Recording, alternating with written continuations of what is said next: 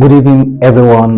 My name is Chukwemeka Samuel, and I'm here this afternoon or evening or morning, depending on where you're listening from, watching from. And I want to speak to us briefly on the issue of subsidy removal. It's a burning issue in Nigeria at this time, and everybody is talking about it. But painfully speaking, a lot of us in Nigeria are not well informed, and sometimes we don't think over a matter properly before we talk.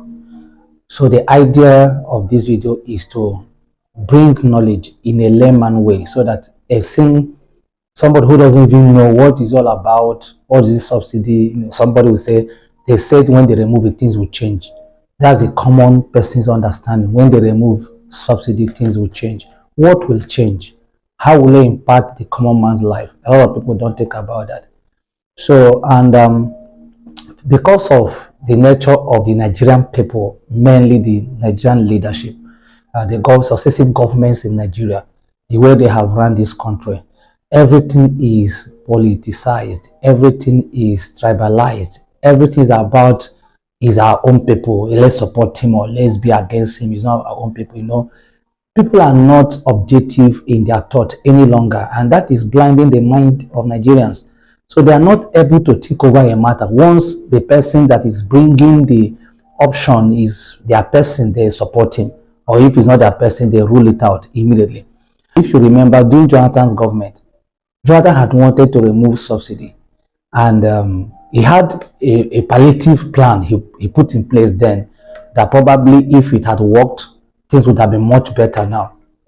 But simply because he's a southerner, simply because he's a Christian, simply because whatever he is not doesn't belong to certain political parties, people went to the street. There was massive protest. We know all about it, to kick against that policy.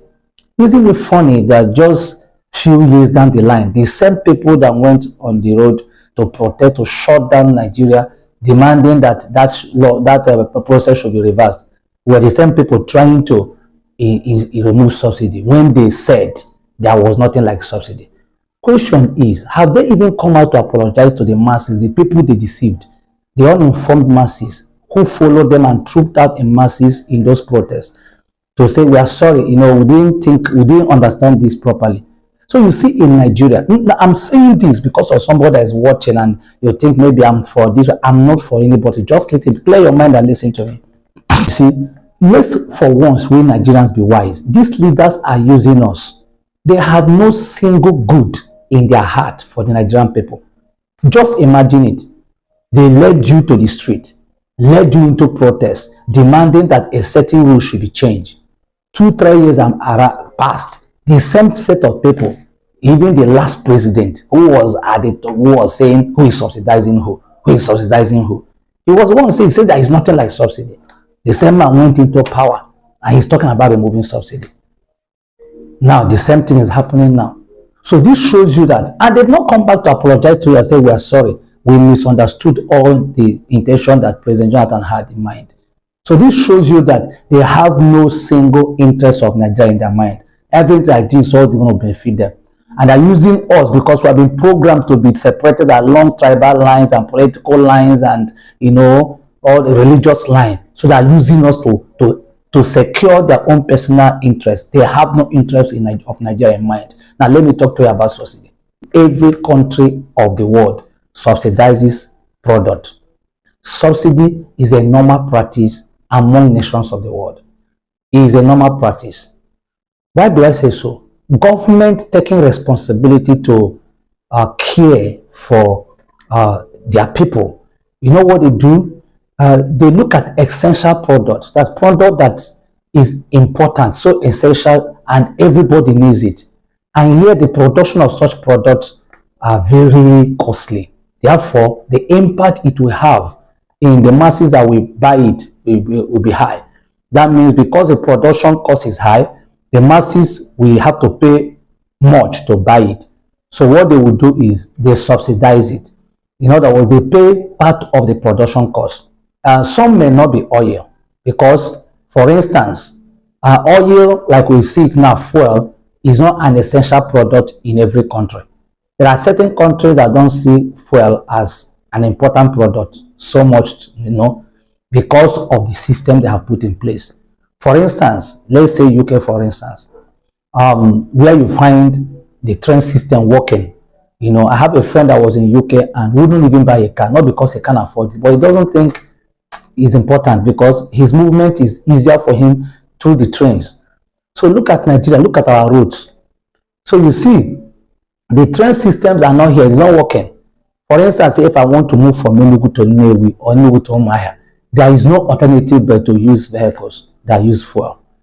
So you see that all of us in Nigeria, fuel is essential product for us. So, but you see that some of those countries is medical services, some other countries educational services. Based on the country, they subsidize the product. If the cost of producing is high, they subsidize to make it easy for their people to afford it, to buy it.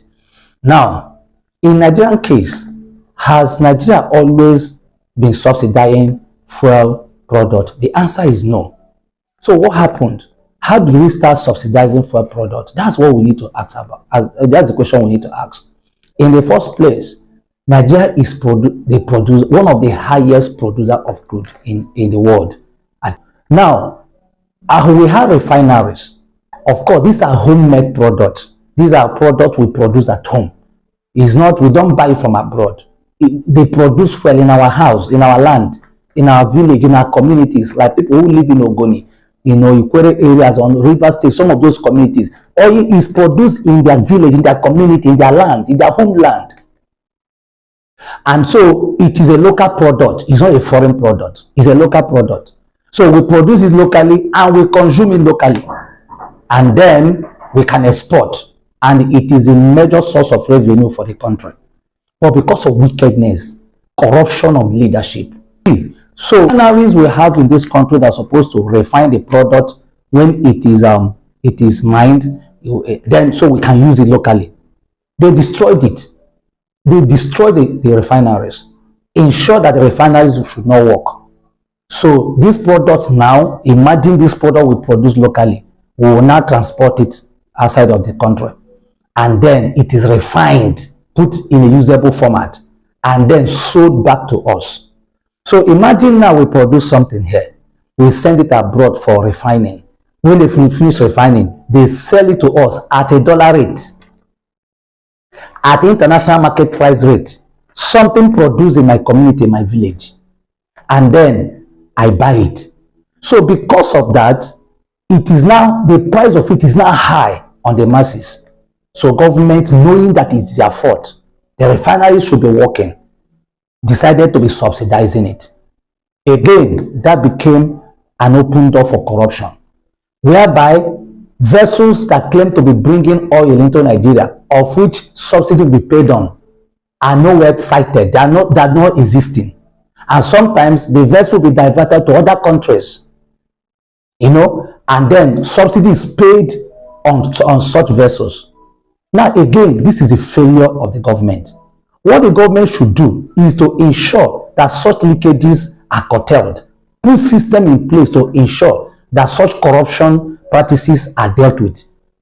Do you understand what I'm saying now? So government refused to do that.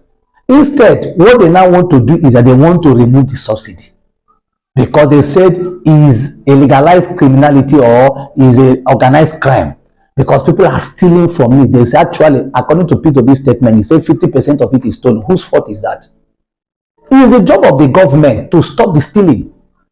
If the stealing is taking place, the government should stop it rather than putting the pressure, the pain on the poor masses for lack of responsibility on the government side. That's number one. Number two, why are we talking about subsidy when we can fix our refineries? The reason why we are talking about subsidy in the first place is because refineries are not working. Can you imagine that Dangote, by whatever means, obviously you could see that CBN sponsored quite a lot of what he did, whether through loan facility and all that. If CBN can facilitate loans that will help Dangote to build a refinery in how many years? Friends, what are we talking about? A country like Nigeria does not have a single reasonable refinery that is working, and they say they want to remove subsidy. It can't work. What are you thinking? What are you saying? You didn't fix it. We have 4 refineries, if I'm correct: Warri, Port Harcourt, Kaduna, and Tik Lagos. That is dormant. It's not producing anything.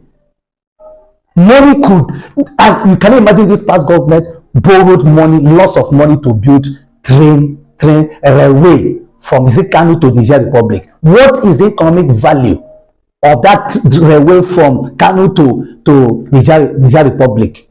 While our refineries are not working, and some people, their mind is so close to think. They think we're talking politics or tribalism. Just think about it. Our the major source of income, revenue for Nigeria is our crude product, and that nation does not have a working refinery. It's a shame. The only source, if you shut the oil system down now, there is actually no source of revenue for the government. That is where they depend to source money from, and yet the is neglected. The refinery is not working. So if you want to remove subsidy, there is no fight over it. There is no fight over it. You can remove, but let refineries start working so that they can refine the product. It's our local product. We can buy it locally. We don't need imported fuels. We need homemade fuels. And if you can't do that, allow these local ones, these ones doing bunker, legalize them, give them a license to operate. Let them be producing what we are using locally here. But to remove fuel subsidy when the refineries are not working is wickedness. It can't work. Let me tell you what it means. It means that old woman in the village that is, where they're mining these crude products will be buying fuel at international market price. Imagine that. It means that when dollar goes up, price of fuel will go up. What is the business between me and dollar when I want to buy my own local made product? These people are not thinking. Imagine cultivating yam in my village and selling it in my village. Do I need subsidy?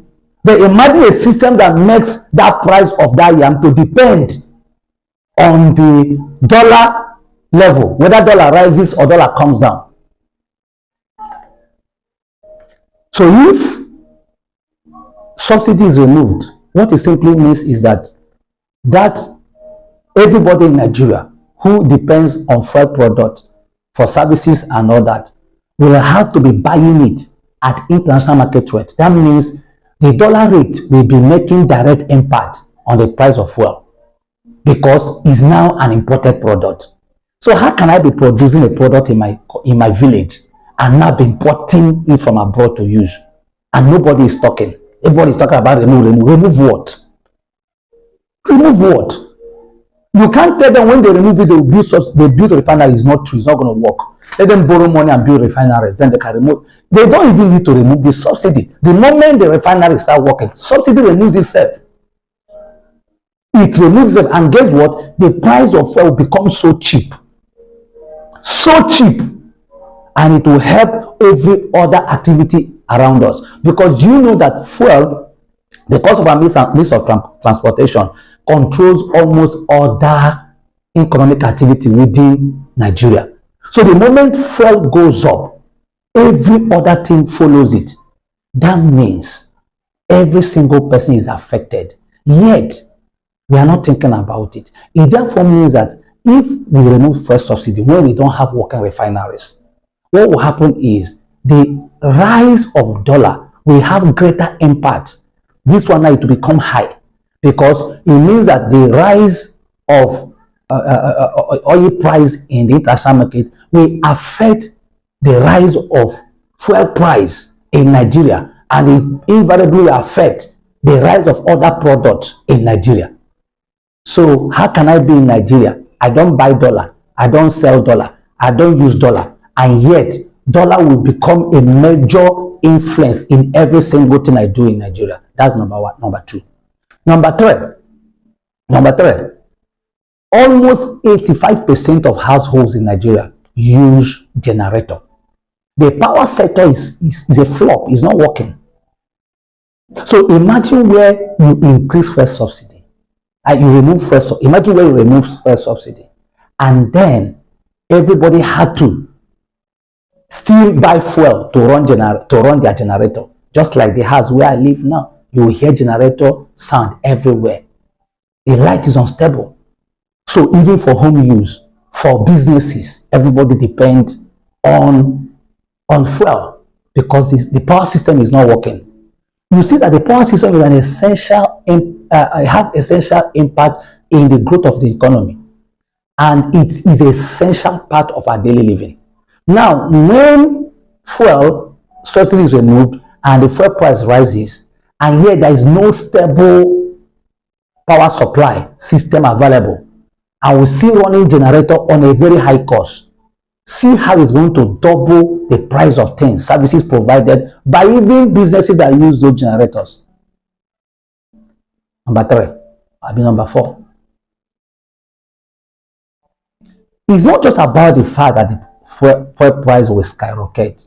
It has already skyrocketed. It's not as if that's not just the problem. The problem that there is no regulatory plan in place to ensure that the masses, the poor Nigerian who went to the fuel station to buy fuel, gets what he paid for. I was carrying a woman when I was leaving my office a few days ago in Enugu, and I went into a fuel station and I bought 5,000 naira for it. That's 10 liters. They were selling 500 naira. And the woman looked at my dashboard and said, what happened? Did they not put the fuel? I laughed. I said, that is Nigeria. That fuel that guy put in that my tank, I assure you, it wasn't up to 6 liters. Who is asking question? A lawless nation. Who will checkmate him? So the issue is not only removing the subsidy. The issue is, okay, it's not only selling the fuel price at 500 per liter or 600 per liter.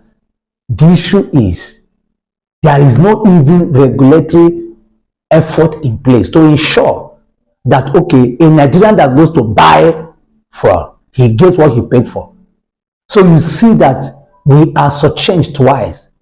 The masses are oppressed from the government and from the capitalists because they're all the same set of people.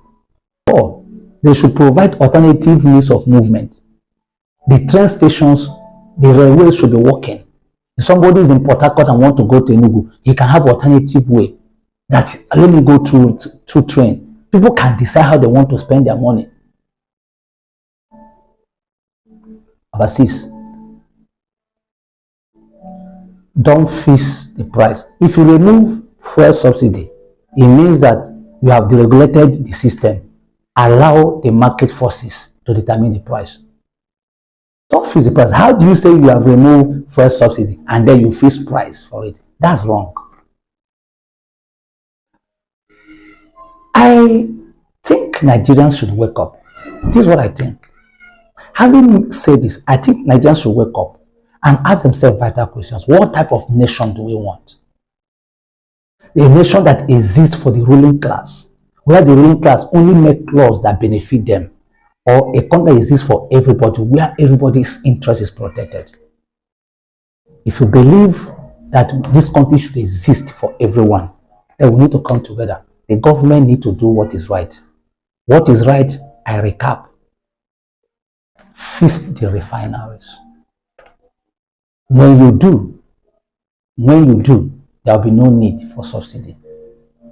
And until you do, cut down expense on subsidy by dealing with the corrupt system. Don't push it on the poor masses. Fix the power sector. Majority of Nigerians depend on generator for power supply. Deal with the power sector so that the demand on fuel for production and economic activity will reduce.